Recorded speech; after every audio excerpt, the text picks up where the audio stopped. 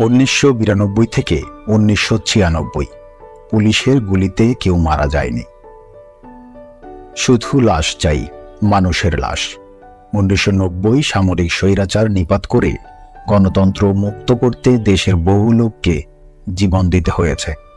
শহীদ নূর হোসেনের রক্তে ভেজা স্বৈরাচার নিপাত যাক, গণতন্ত্র মুক্তি পাক আন্দোলনে সামরিক স্বৈরাচার জেনারেল হোসেইন মোহাম্মদ এরশাদের পুলিশ, বিডিআর ও সেনাবাহিনীর গুলিতে রাজধানী ঢাকাসহ এদেশের অনেক তাজা প্রাণ নিহত হয়েছে। কিন্তু 1990 সালে এরশাদ পতনের পর বিচারপতি শাহাবুদ্দিন আহমেদের নির্দলীয় নিরপেক্ষ সরকারের অধীনে পরিচালিত 1991 সালের নির্বাচনে গণতান্ত্রিকভাবে নির্বাচিত বেগম খালেদা জিয়া সরকারের পতন আন্দোলনে রাজধানী ঢাকা শহরে পুলিশ, বিডিআর আর সেনাবাহিনীর গুলিতে একজন লোকও নিহত হয়নি। যদিও 1991 সালের পর থেকেই খালেদা জিয়া সরকারের পতনের লক্ষ্যে নানান ইস্যুতে শুরু হওয়া শেখ হাসিনার আন্দোলনে ঢাকা শহরে মোট 103 জন লোক নিহত হয়েছে। তথাপিও এই নিহত হওয়া 103 জন লোকের মধ্যে একজন লোকও পুলিশের বা আইন প্রয়োগকারী সংস্থার গুলিতে নিহত হয়নি।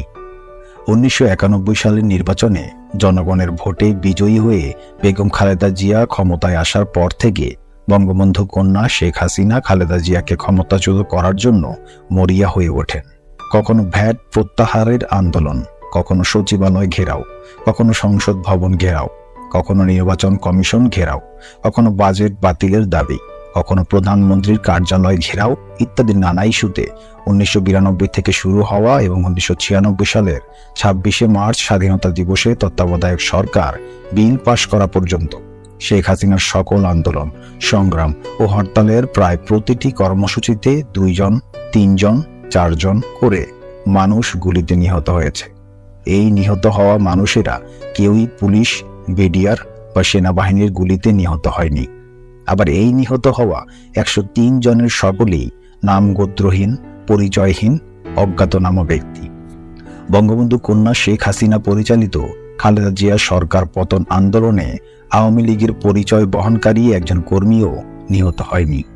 বঙ্গবন্ধু কন্যা শেখ হাসিনা নিহত হওয়া ব্যক্তিদের তার দল আওয়ামী লীগের কর্মী বলে দাবি করলেও নিহতদের নাম, পরিচয় খুঁজে পাননি এবং বেগম খালেদা জিয়া সরকার বলেছেন নিহতরা নিরীহ পথচারী। আন্দোলনের সময় গুলিতে নিহত হতভাগা ব্যক্তিরা নিরীহ পথচারী না রাজনৈতিক কর্মী সেটা মুখ্য বিষয় না। মুখ্য বিষয় হলো গুলিতে নিহত ব্যক্তিরা পুলিশের গুলিতে নিহত হলো না, বিডিআরের গুলিতে নিহত হলো না, নিহত হলো না সেনাবাহিনীর গুলিতে। তবে কাদের গুলিতে 1992 সাল থেকে 1996 সাল পর্যন্ত কেবল ঢাকা শহরেই 103 জন মানুষ নিহত হলো। হোক না নিহতরা অজ্ঞাত পরিচয়, তবু নিহত হতভাগারা তো এদেশের মানুষ ছিল। কারা তাদের নির্বিচারে গুলি করে হত্যা করলো? হত্যাকারীরা কারা? কি তাদের পরিচয়?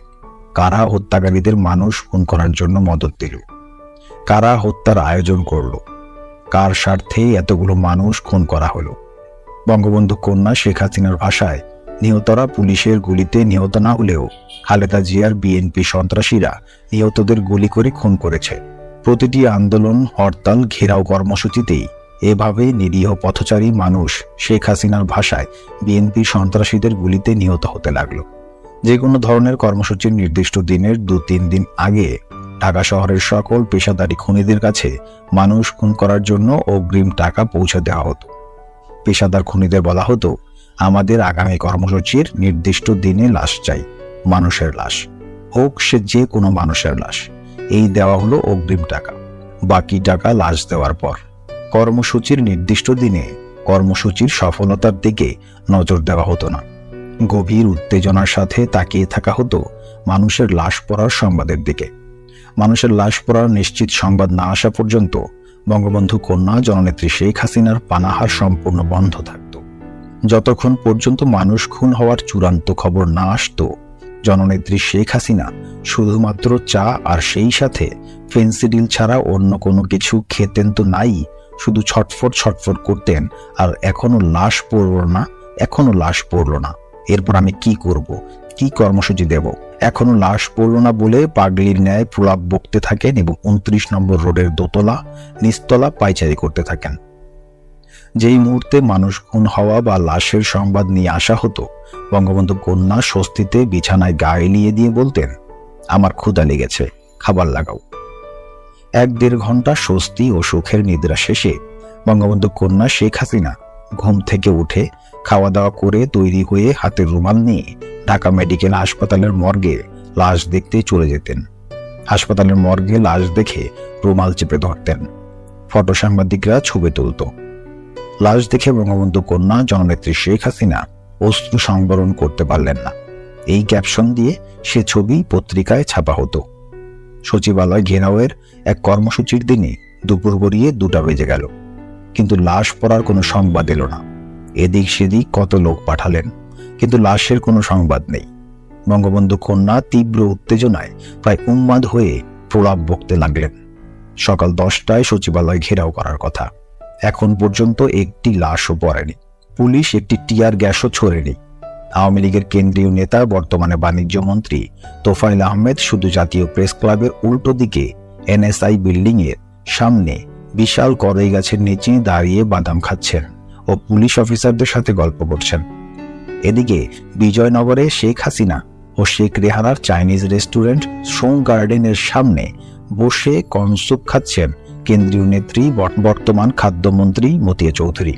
29 নম্বর রোডের সরকারি বাসভবনে বিরোধী দলীয় নেত্রী শেখ হাসিনার কাছে সংবাদ এলো, লাশ ফেলার মতো ন্যূনতম কোনো ক্ষেত্র তৈরি হচ্ছে না, আর তাই লাশ ফেলা যাচ্ছে না।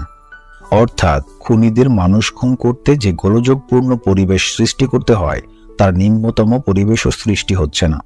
শেখ হাসিনা ও তার দল আওয়ামী লীগের আজকের সচিবালয় ঘেরাও কর্মসূচি ব্যর্থ হয়েছে।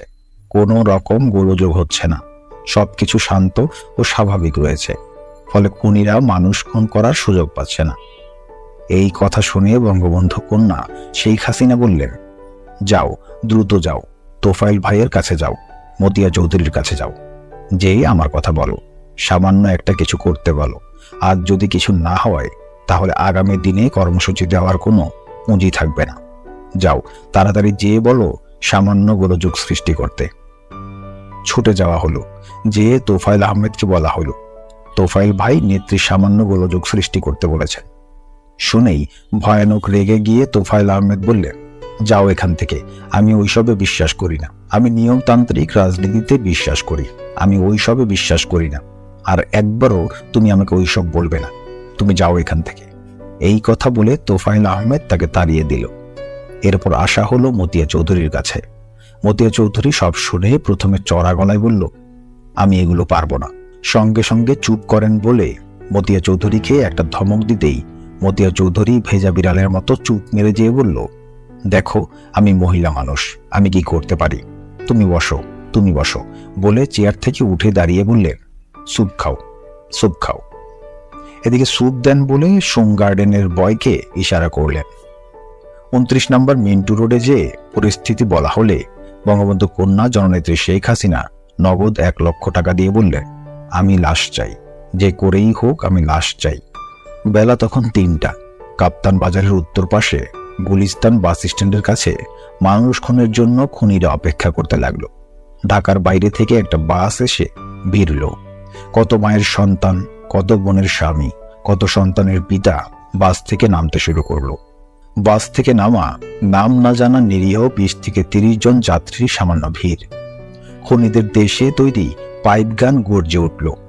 পাইপ গানের এক ঝাঁক গুলি নাম না জানা নিরীহ যাত্রীদের বিদ্ধ করল। 14-15 জন যাত্রী পিচ ঢালা রাজপথে লুটিয়ে পড়ল। 29 নম্বর মিন্টু রোডে শকুনের মতো অপেক্ষায় থাকা বঙ্গবন্ধু কন্যা জননেত্রী শেখ হাসিনাকে এই সংবাদ দেওয়ার সাথে সাথে তিনি পুলকিত হয়ে বললেন, মরছে তো, মরছে তো, যেভাবে গুলি করা হয়েছে তাতে না মরে বাঁচার কথা না। যাও যাও, মেডিকেল হাসপাতালে যাও, দেখো কয়টা লাশ পড়েছে, দেখে আমাকে খবর দাও। এই ক্ষুধা লেগেছে, খাবার দাও। হাসপাতাল থেকে ফিরে 3টা লাশ পড়ার কথা বললে বঙ্গবন্ধু কন্যা শেখ হাসিনা তৈরি হয়ে হাতে রুমাল নিয়ে ঢাকা মেডিকেল হাসপাতালের মর্গে গিয়ে গুলিতে নিহতদের লাশ দেখে চোখে রুমাল দিলেন। ফটো সাংবাদিক ছবি তুললেন। পত্রিকায় সেই ছবি ছাপা হলো। এখন যে অধ্যায়টি পাঠ করব, এর নাম কুত্তার জাত। মহিলা আওয়ামী লীগের সভানেত্রী, কেন্দ্রীয় আওয়ামী লীগের মহিলা সম্পাদিকা, আওয়ামী লীগের সাধারণ সম্পাদক, বর্তমান এলজিআরডি মন্ত্রী জিল্লুর রহমানের স্ত্রী আইভি রহমান 1992 সালে বঙ্গবন্ধু কন্যা শেখ হাসিনাকে জনৈক মহিলার নাম উল্লেখ করে বললেন, নেত্রী, ওর নামে অনেক স্ক্যান্ডাল আছে। জননেত্রী শেখ হাসিনা সঙ্গে সঙ্গে বললেন, কি বেশ্যা? এই তো, কুত্তার জাতকে তো বেশ্যা দিয়েই নেতৃত্ব দেয়াবো। আওয়ামী লীগ সভানেত্রী শেখ হাসিনার মুখে এই কথা শোনার পর আইভি রহমান থাও হয়ে যান আর একটি কথাও না বাড়িয়ে বিদায় নেন। এবার যে অধ্যায়টি পাঠ করব এর নাম জিল্লুর রহমান, জেনারেল সেক্রেটারি। ধানমন্ডি 32-এ বঙ্গবন্ধু ভবনের লাইব্রেরি কক্ষে বসে শেখ হাসিনা, শেখ হাফিজুর রহমান টোকন, শেখ মারুফ এবং আরও কয়েকজন গল্প করছে। আওয়ামী লীগের আসন্ন কাউন্সিলে কাকে জেনারেল সেক্রেটারি করা যায় কথা উঠলে বঙ্গবন্ধু কন্যা শেখ হাসিনা বলেন, সাজেদা চৌধুরী মেয়ে মানুষ, তাকে জেনারেল সেক্রেটারি রাখা চলে না। তোমরা এমন একজন পুরুষের নাম বলো যে শুধু নামেই পুরুষ, কিন্তু কাজে কর্মে মেয়ে মানুষের চেয়েও লেভেন্টিশ। পুরুষ চরিত্রের কোনো পুরুষকে জেনারেল সেক্রেটারি বানানো যাবে না। পুরুষ চরিত্রের কোনো পুরুষকে দলের সেক্রেটারি করলে সে আব্দুর রাজ্জাকের মতো দল ভেঙে ফেলবে। একজন পুরুষকেই দলের সাধারণ সম্পাদক করতে হবে, যে নামে পুরুষ কাজে পুরুষ নয়। এমন একজন মেরুদণ্ডহীন পুরুষকেই দলের সাধারণ সম্পাদক করতে হবে। তোমরা খুঁজে এমন একজনকে বের করো। শেখ হাফিজুর রহমান টোকন বলল, ফুফু, জিল্লুর রহমানকে বানালে কেমন হয়? সঙ্গে সঙ্গে শেখ হাসিনা বললেন, ইয়াস, তুমি তো ঠিক বলেছ, ওই তো সবচাইতে ফিটেস্ট। শেখ মারুফ বলল, না বাবু, জিল্লুর রহমানকে বানানো যাবে না। জিল্লুর রহমান আর তার বউ আইভি রহমান 15ই আগস্টের পর খনি ফারুক ডালিমদের দাওয়াত করে বিরিয়ানি রান্না করে খাইয়েছিল। সুতরাং জিল্লুর রহমানকে তুমি জেনারেল সেক্রেটারি বানাতে পারো না। বঙ্গবন্ধু কন্যা শেখ হাসিনা বললেন, হ্যাঁ, একেই আমার দরকার, এই সব দিক থেকে উপযুক্ত। জিল্লুর রহমানকেই দলের জেনারেল সেক্রেটারি করলে ভেড়া বানিয়ে রাখা যাবে। এই ভেড়ার গলায় রশি না থাকলেও উঠানের বাইরে যাবে না। বঙ্গবন্ধু কন্যা শেখ হাসিনা ঠিকই কাউন্সিল করে জিল্লুর রহমানকে আওয়ামী লীগের সাধারণ সম্পাদক করলেন। এখন যে অধ্যায়টি পাঠ করব এর নাম টাকা আর লাশ। বঙ্গবন্ধু কন্যা শেখ হাসিনা তার রাজনৈতিক জীবনে দুটি জিনিস ছাড়া অন্য কোনো কিছুই চিনেন না। জিনিস দুটির একটি হলো অর্থ, মানে টাকা পয়সা, আর অন্যটি হলো লাশ, মানে মানুষের লাশ। এই দুটি জিনিস ছাড়া আর দলের নেতা কর্মী, শুভানুধ্যায়ী এবং অন্যান্য যারা তার কাছে এসেছেন তাদের কাছে কোনোদিনই তিনি অন্য কোনো কিছুই চাননি। এমনকি 28শে সেপ্টেম্বর তার জন্মদিনে যারা টাকা ছাড়া অন্য কোনো কিছু উপহার নিয়ে আসতেন, বঙ্গবন্ধু কন্যা শেখ হাসিনা ভৎসনার সাথে তাদের বলতেন, এগুলো আমি নেই না, আমি ক্যাশ চাই, ক্যাশ। নগদ টাকা ছাড়া অন্য উপহার আমি গ্রহণ করি না। 1996 সালের 28শে সেপ্টেম্বর গণভবনে বসেও তিনি একই কথা বলেছেন। অর্থের দাবি বঙ্গবন্ধু কন্যা শেখ হাসিনার প্রধান দাবি। আপনি যেই হন না কেন, যেখান থেকেই টাকা নিয়ে আসেন না কেন, জননেত্রী শেখ হাসিনার কথা হচ্ছে তাকে টাকা দিতে হবে। যদি টাকা না দেন তাহলে তার কাছে মানুষ হিসেবেই গণ্য হবেন না। বঙ্গবন্ধু কন্যা জননেত্রী শেখ হাসিনাকে ডান হাতের টাকা বাঁ হাতে নেওয়ার সঙ্গে সঙ্গে তিনি আপনার কথা বেমালুম ভুলে যেয়ে টাকার জন্য নতুন মক্কেলের দিকে হাত বাড়িয়ে দেবেন। এমন ভাবে তিনি টাকা নেবেন যেন তার পিতার উত্তরাধিকার হিসেবে পিতার টাকাই আপনার কাছ থেকে নিচ্ছেন। টাকা চাই চাই, টাকা দিতেই হবে। চুরি করে টাকা এনেছেন তাও দিতে হবে, কালোবাজারি বা পাচার করে টাকা এনেছেন তাও দিতে হবে, মানুষ খুন করে টাকা এনেছেন তাও দিতে হবে, ঘুষ খেয়ে টাকা এনেছেন তাও দিতে হবে। ঘুষ খেতে ও ঘুষ দিতে শেখ হাসিনার জুড়ি মেলা ভার। টাকা না দিলে আপনাকে মুহূর্তের মধ্যে অপমান করে বের করে দিতে পারে, আবার টাকা দিলেই আপনাকে সমাদর করে মর্যাদা দিয়ে চেয়ারে বসাতে পারেন। একদিন ধানমন্ডি 32-এ বঙ্গবন্ধু ভবনের লাইব্রেরি কক্ষে বসে আছেন শেখ হাসিনা এবং তার চাচাতো ভাই শেখ হেলাল। এমন সময় বজলুর রহমান জনৈক ব্যক্তিকে সঙ্গে করে নিয়ে এসে বলল, নেত্রী, ইনি একটা অনুষ্ঠান করতে চান। বজলুর রহমানের কথা শেষ না হতেই শেখ হাসিনা রেগে চেয়ার থেকে উঠে দাঁড়িয়ে উচ্চ কণ্ঠে আগন্তুক লোকটিকে বললেন, এখানে কি ইত্রামি করতে এসেছেন? বাদরামির আর জায়গা পান না? আপনাকে না বলেছি আমি যাব না? আবার এসেছেন বুঝি ফাতরামি করতে? আপনি কোথাকার কোন আলতু ফালতু লোক তার ঠিক নাই, আর আমি আলতু ফালতু লোকের আলতু ফালতু অনুষ্ঠানে যাব এটা ভাবলেন কি করে? আমি জাতির জনক বঙ্গবন্ধুর কন্যা, আমার কি কোনো দাম নেই? যান, বেরিয়ে যান, এই লোককে বের করে দাও, এই লোক যেন আর ঢুকতে না পারে। ভদ্রলোক প্রথমে হক চকিয়ে গেলেও নিজেকে কোনো মতে সামলে নিয়ে ধীর পায়ে বেরিয়ে যাচ্ছেন।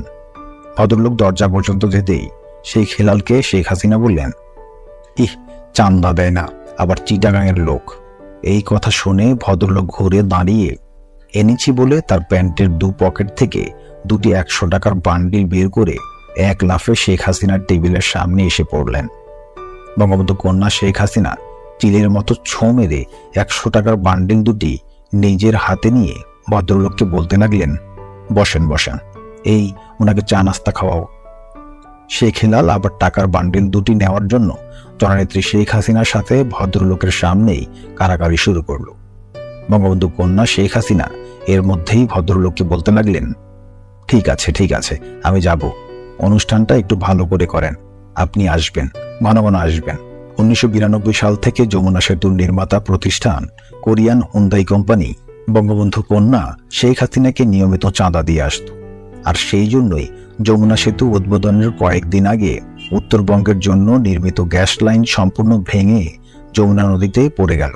সংশ্লিষ্ট কর্তৃপক্ষ গ্যাস লাইন নির্মাণে হুন্দাই কোম্পানির ত্রুটি, অনিয়ম, নিম্নমানের অভিযোগ আনলেও শেখ হাসিনার সরকার বেমালুম নীরব থাকে।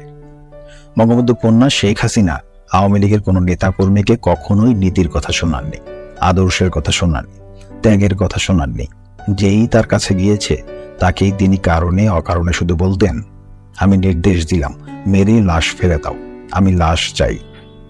আওয়ামী লীগের বর্তমান মন্ত্রীরা অনেকেই বলতেন, বঙ্গবন্ধু কন্যা সভানেত্রী শেখ হাসিনা তো টাকা আর লাশ ছাড়া কিছুই বোঝেন না। আর কত টাকা আর কত লাশ দেব? অবক্ষয়, অবক্ষয়। শিল্পপতি জহির হত্যার প্রধান খুনি আসামি ইউসিবিএল ব্যাংকের পরিচালক চেয়ারম্যান আখতারুজ্জামান বাবু বলেন, আর কত টাকা দেব? দিতে দিতে তো নিঃশেষ হয়ে গেলাম। এবার যে অধ্যায়টি পাঠ করব এর নাম স্বামীর সাথে না থাকা। বঙ্গবন্ধু কন্যা আওয়ামী লীগ সভানেত্রী শেখ হাসিনা 1981 সালের 17 মে বাংলাদেশে আসার পর থেকে তার স্বামী ডক্টর ওয়াজেদ মিয়ার সাথে কখনোই একটি দিন বা একটি রাত স্বামী স্ত্রী হিসেবে কাটাননি।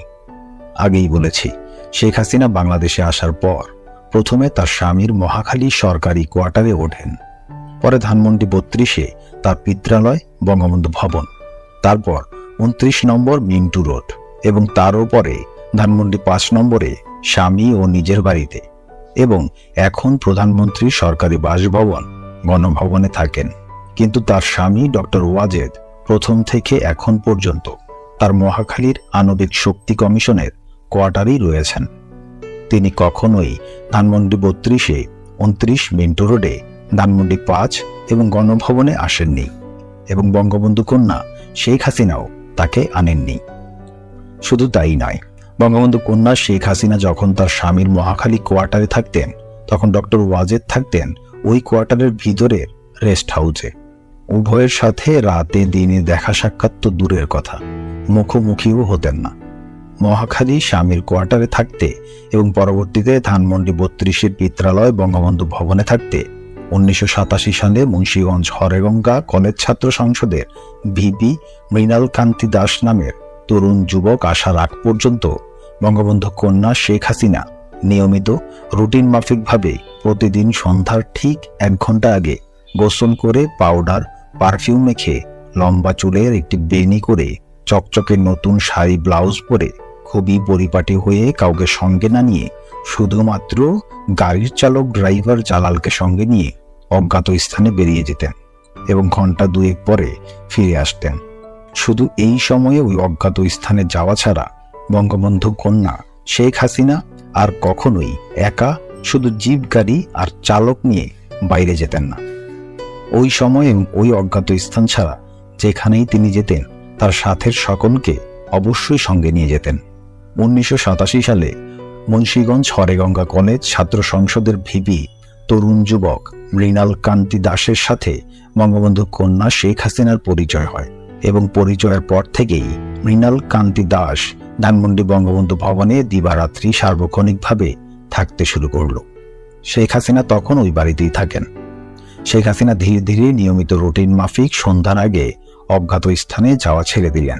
অধিক রাত পর্যন্ত, এমনকি গভীর রাত পর্যন্ত ধানমন্ডি 32-এর বঙ্গবন্ধু ভবনের লাইব্রেরি কক্ষে ভেতর থেকে দরজা লাগিয়ে মৃণাল কান্তি দাস আর শেখ হাসিনা কুটকুট করে কথা বলতেন এবং খিলখিল করে হাসাহাসি করতেন। হ্যাংলা পাতলা তরুণ মৃণাল কান্তি দাস অচিরেই ফুলে ফেঁপে এমন নাদুস নুদুস হলো যে মৃণালের পাছার আয়তন হলো প্রায় 70 ইঞ্চি। বঙ্গবন্ধু কন্যা শেখ হাসিনার কাছে মৃণালের গ্রহণযোগ্যতা এতই বেড়ে গেল যে তা সকলের কাছে ঈর্ষার ব্যাপার হয়ে দাঁড়ালো। মৃণাল কান্তি দাস হলো শেখ হাসিনার সবচেয়ে ঘনিষ্ঠ ব্যক্তি। বঙ্গবন্ধু কন্যা শেখ হাসিনার উপর মৃণাল কান্তি দাসের প্রভাব এতই বেশি হলো যে আওয়ামী রাজনীতির সকলেই মৃণাল কান্তি দাসকে শেখ হাসিনা রাজ্যের সম্রাট বলে কুর্নিশ করতে কুণ্ঠিত হতো না। মৃণাল এতই ক্ষমতাবান হলো যে 1990 সালে আওয়ামী লীগের কেন্দ্রীয় কমিটির জেনারেল সেক্রেটারি, বর্তমান পরিবেশ ও বন মন্ত্রী সৈয়দা সাজেদা চৌধুরীকে অপমান অপদস্থ করে বঙ্গবন্ধু ভবন থেকে বের করে দিল। আওয়ামী লীগের সাধারণ সম্পাদিকা সৈয়দা সাজেদা চৌধুরী আওয়ামী লীগের সভানেত্রী বঙ্গবন্ধু কন্যা শেখ হাসিনার কাছে এর বিচার ও প্রতিকার না পেয়ে দলের ওয়ার্কিং কমিটির সভায় পর্যন্ত এই ঘটনা তুলেছিলেন। এরপরে মৃণাল কান্তি দাস সর্বে সর্বা হয়ে পড়ল। বঙ্গবন্ধু কন্যা শেখ হাসিনার পোষ্য আত্মীয়, বর্তমানে প্রধানমন্ত্রী APS বাহাউদ্দিন নাসিম এবং বর্তমানে প্রধানমন্ত্রী শেখ হাসিনার চিফ সিকিউরিটি নজিব আহমেদরা মৃণালের হুকুমে মৃণালকে সিগারেট এনে দিয়ে ধন্য হতো। বঙ্গবন্ধু ভবনে একদিন মৃণাল সহ 4-5 জন তাস খেলছে। বেলা তখন 3টা, 3:30। এমন সময় বঙ্গবন্ধু কন্যা শেখ হাসিনার একমাত্র আপন মামা আকরাম মামু এসে কুভঙ্গিতে কুইঙ্গিত করে মৃণালকে বললেন, এই মৃণাল, যাও না, তোমার জন্য না খেয়ে বসে আছে। মৃণাল বলল, আরে থাকতে দেন কিছুক্ষণ না খেয়ে। মৃণাল খেতে যাচ্ছে না, তাই শেখ হাসিনা না খেয়ে মৃণালের প্রতীক্ষা করছেন। আকরাম মামা সেই কথাই মৃণাল কান্তি দাসকে বললেন, কিন্তু আকরাম মামার এই কথা বলার বাচনভঙ্গি খুবই খারাপ এবং খুবই আপত্তিকর। আর মৃণাল কান্তি দাস যাদের সাথে বসে তাস খেলছিল তাদের কাছে আরো ক্ষমতা প্রদর্শনের জন্য আরো ডাট করে জবাব দিল, আরে থাকতে দেন কিছুক্ষণ না খেয়ে। অর্থাৎ বঙ্গবন্ধু কন্যা শেখ হাসিনাকে না খেয়ে তার জন্য আরো কিছুক্ষণ অপেক্ষা করতে দেন। মৃণাল কান্তি দাস হয়ে উঠল বঙ্গবন্ধু কন্যা শেখ হাসিনা রাজ্যের একক অধিপতি। মৃণালের কথাবার্তায়, চালচলনে, আচার ব্যবহারে একক অধিপতির ছাপ পরিস্ফুটিত হতে লাগলো। একদিন মৃণাল কান্তি দাস বঙ্গবন্ধু কন্যা শেখ হাসিনার উপর রাগ করে চলে গেল। বঙ্গবন্ধু কন্যা শেখ হাসিনা নিজে গিয়ে রাগ ভাঙিয়ে মৃণাল কান্তি দাসকে সঙ্গে করে বঙ্গবন্ধু ভবনে নিয়ে এলেন। এর কিছুদিন পর মৃণাল আবারও রাগ করে বঙ্গবন্ধু ভবন ত্যাগ করে চলে গেলে শেখ হাসিনা নিরুপায় হয়ে মৃণালকে আবারও বঙ্গবন্ধু ভবনে ফিরিয়ে আনেন। 1991 সালের নির্বাচনে হেরে গিয়ে ধানমন্ডি 32 নম্বরের বঙ্গবন্ধু ভবন ত্যাগ করে বিরোধী দলীয় নেত্রী হিসেবে বঙ্গবন্ধু কন্যা শেখ হাসিনা মৃণাল কান্তি দাস ও তার 3 পোষ্য আত্মীয় নজিব, নাসিম ও নকিবকে সঙ্গে নিয়ে 29 নম্বর মিন্টু রোডের সরকারি বাসায় উঠলেন। বঙ্গবন্ধু কন্যা শেখ হাসিনা তার 3 পোষ্য আত্মীয় নজিব, নাসিম ও নকিবকে সঙ্গে নিয়ে মিন্টু রোডের বাসায় ওঠায় মৃণাল কান্তি দাস খুবই অসন্তুষ্ট হল। এই অসন্তুষ্টির এক পর্যায়ে মৃণাল কান্তি দাস বঙ্গবন্ধু কন্যা শেখ হাসিনার মিন্টু রোডের সরকারি বাসা ত্যাগ করে চলে গেল। মৃণাল চলে যাওয়ার পর শেখ হাসিনা 3-3বার নিজে স্বয়ং মৃণালকে ফিরিয়ে আনতে যান, কিন্তু মৃণাল কান্তি দাস ফিরে না এসে লোকের কাছে পরোক্ষভাবে বঙ্গবন্ধু কন্যা শেখ হাসিনার সাথে তার দৈহিক সম্পর্কের কথা প্রচার করতে থাকে। কথায় কথায় মৃণাল কান্তি দাস হাসতে হাসতে বলতে থাকে, শেখ হাসিনার শরীরে কোথায় কি আছে, কতটুকু আছে, আমি মৃণালের জানতে বাকি নেই। মৃণালের এসব কথা লোকে বঙ্গবন্ধু কন্যা শেখ হাসিনার কানে পৌঁছাতে লাগলো। বছর কয়েক পরে বাংলা নতুন শতাব্দী 1401 সালের 1 বৈশাখ প্রত্যুষে অন্য কেউ আসার আগেই মৃণাল কান্তি দাস 29 নম্বর মিন্টু রোডের দোতলার বারান্দায় এসে বঙ্গবন্ধু কন্যা শেখ হাসিনার সাথে দেখা করলে বঙ্গবন্ধু কন্যা শেখ হাসিনা দূরে ঘাস খেতে থাকা একটি ছাগল দেখিয়ে মৃণালকে বলেন, দেখ ওইটা হলো তুই। এর বছরখানেক পরে মৃণাল কান্তি দাস পুনরায় নিয়মিতভাবে বঙ্গবন্ধু কন্যা শেখ হাসিনার সাথে যোগ দিলেও পূর্বের অবস্থানে যেতে পারেনি। শেখ হাসিনা 1996 সালের 17 ফেব্রুয়ারি সন্ধ্যাবেলা ধানমন্ডি বঙ্গবন্ধু ভবনের ভেতরের গেটের সামনে পিছন দিক থেকে মৃণালকান্তি দাসের ভুঁড়ি জড়িয়ে ধরা ছাড়া আর তেমন কোনো পাত্তা দেননি। এবার যে অধ্যায়টি পড়ব এর নাম পাচার। এদেশের হিন্দু সম্প্রদায় চাকরিজীবী হোক আর ব্যবসায়ী হোক, অবলীলাক্রমে এই দেশের সকল ধন সম্পদ ভারতে পাচার করে। চাকরিজীবী বৈধ অবৈধ যেভাবেই অর্থ উপার্জন করুক, অর্থাৎ অসৎ পথে ঘুষ দুর্নীতির মাধ্যমেই অর্থ উপার্জন করুক কিংবা চাকরির বেতনের মাধ্যমে অর্থ উপার্জন করুক, যেভাবে উপার্জন করুক তাদের উপার্জিত সকল ধন সম্পদই ভারতে পাচার করবে। হিন্দু ব্যবসায়ীদের ক্ষেত্রেও একই কথা প্রযোজ্য। হিন্দু সম্প্রদায় কখনোই এই দেশকে তাদের দেশ মনে করে না, আর তাই এই দেশ থেকে বৈধ অবৈধভাবে উপার্জিত সমুদায় অর্থ ভারতে পাচার করে। অনুরূপভাবে প্রধানমন্ত্রী শেখ হাসিনা এবং তার পরিবার পরিজন সকলেই এই দেশকে নিজের দেশ মনে করে না, আর সেই কারণেই প্রধানমন্ত্রী শেখ হাসিনা, শেখ রেহানা বৈধ অবৈধ যেভাবেই অর্থকরী উপার্জন করে সকল ধন সম্পদ বিদেশে পাচার করেন। প্রধানমন্ত্রী শেখ হাসিনা এবং তার পরিবারের লোকেরা প্রধানত ভারত, সিঙ্গাপুর, হংকং, লন্ডন এবং যুক্তরাষ্ট্রে ধন সম্পদ পাচার করে। এবার যে অধ্যায়টি পাঠ করব এর নাম ভ্যাট প্রত্যাহার। 1992 সালে বেগম খালেদা জিয়ার বিএনপি সরকার বাংলাদেশে প্রথম ভ্যাট প্রথা চালু করে। খালেদা জিয়া ভ্যাট চালু করার সময় তখনকার বিরোধী দলীয় নেত্রী শেখ হাসিনা এবং তার দল আওয়ামী লীগ ভ্যাট প্রথা বাতিলের দাবিতে আন্দোলন শুরু করে। আন্দোলনের প্রথম পর্যায়ে ভ্যাট প্রথা বাতিলের দাবিতে মিছিল সমাবেশ করে বেগম খালেদা জিয়া সরকারকে নির্দিষ্ট সময়সীমা দিয়ে বিরোধী দলীয় নেত্রী বঙ্গবন্ধু কন্যা শেখ হাসিনা বললেন, এর মধ্যে ভ্যাট প্রথা বাতিল না করলে হরতাল করা হবে। তখন বঙ্গবন্ধু কন্যা শেখ হাসিনাকে বলা হলো, আপনি যে ভ্যাট বাতিলের জন্য হরতাল আহ্বান করতে যাচ্ছেন, আপনি ক্ষমতা গেলে কি করবেন? ভ্যাট প্রথা বাতিল করবেন? পরেরটা পরে হবে। এই কথা বলে বঙ্গবন্ধু কন্যা শেখ হাসিনা ঠিকই ভ্যাট বাতিলের দাবিতে হরতাল করলেন। আর তিনি যখন ক্ষমতায় এলেন তখন ভ্যাট বাতিল তো দূরের কথা, উল্টো ভ্যাটের আওতা আরো বাড়িয়ে দিলেন। অর্থাৎ বেগম খালেদা জিয়া সরকার যে সকল পণ্যের উপর ভ্যাট বসিয়েছিলেন, বঙ্গবন্ধু কন্যা শেখ হাসিনা সেই সকল পণ্যের উপর ভ্যাট বহাল তো রাখলেনই, বরং যে সমস্ত পণ্যের উপর ভ্যাট ছিল না সেই সমস্ত পণ্যের উপরও ভ্যাট ধার্য করলেন। এখন যে অধ্যায়টি পাঠ করব এর নাম খেলা। জননেত্রী শেখ হাসিনা নিজেকে একজন বড় খেলোয়াড় মনে করেন। তিনি মনে করেন তিনি দুনিয়ার সবচাইতে দক্ষ খেলোয়াড় এবং তার মতো খেলোয়াড়ের সারা বিশ্বে জুড়ি নেই। তিনি খেলতে ভালোবাসেন, বলতে গেলে খেলাই তার একমাত্র কাজ।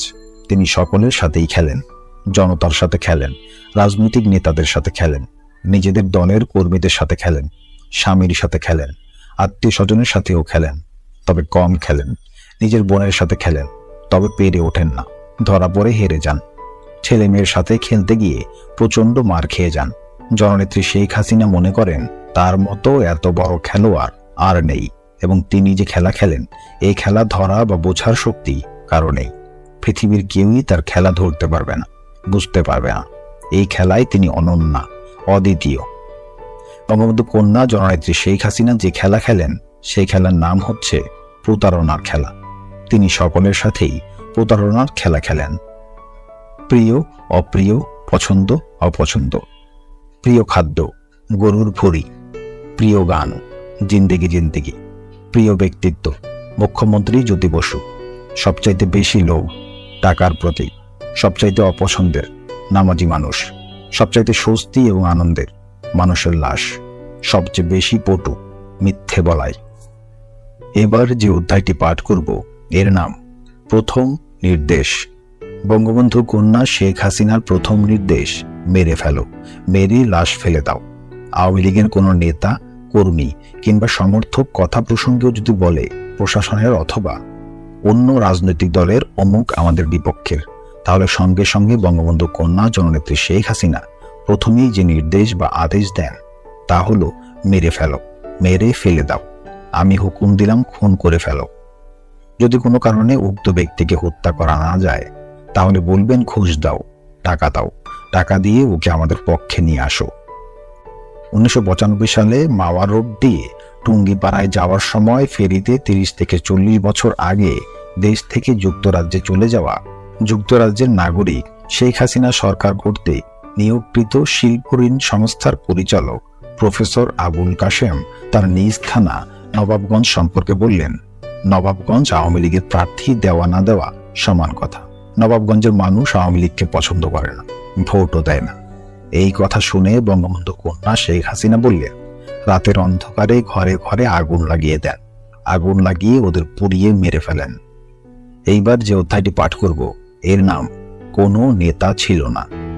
শেখ হাসিনার কখনোই কোনো সিদ্ধান্তই কোনো নেতা বা নেতৃস্থানীয় ব্যক্তি অথবা উপদেষ্টা কিংবা জ্ঞানী গুণী কোনো ব্যক্তির সাথে আলাপ আলোচনা করে নিতেন না।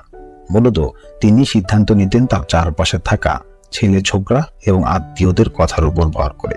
এমনকি বঙ্গবন্ধু কন্যা কোনো পদযাত্রা, মিছিল ইত্যাদিতে যখন অংশ নেন তখন কোনো নেতা বা নেতৃস্থানীয় কোনো ব্যক্তি তার সাথে কখনোই থাকতেন না। কোনো নেতা বা ওই জাতীয় কোনো ব্যক্তি ভুলক্রমে যদি বঙ্গবন্ধু কন্যা জননেত্রীর পাশে এসে পড়তো তাহলে তার সাথে থাকা ছেলে ছোকরারা